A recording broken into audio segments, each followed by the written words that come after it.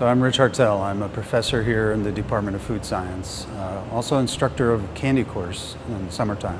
Gummy bears start with gelatin. That's the basis for it. This has sugar, corn syrup, and water. We're boiling it off to 240 degrees down to around 12%, 10% water, something like that. And then we're going to add gelatin to that, and that's going to be that's what makes a gummy bear a gummy bear. So this is gelatin. It comes from pigs or cows, hoofs and skin and things like that. Basically, it's just collagen that's broken down into smaller molecules. All that remains for us is to add color and flavor and a little bit of acid. This is acid. It's a mixture of malic and citric acid just for the flavor. So we're going to add green apple flavor. So we chose the appropriate acids to match that flavor. To make the gummy bear shape, we start with cornstarch.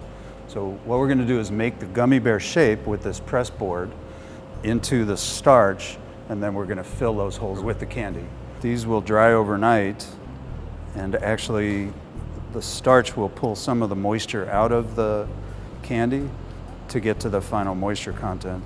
Plus the gelatin, once it cools, will turn into a gel, and the end result is a gummy bear.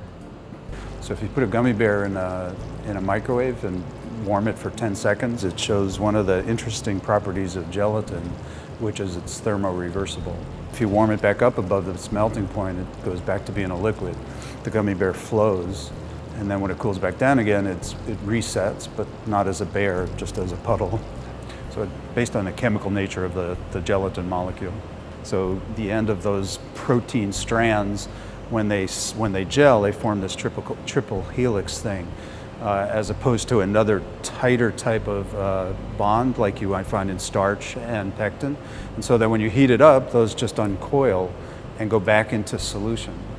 And so you go back to being a liquid phase, and then when you cool it down again, it forms that triple junction zone again and becomes the squishy gummy bear that we just made.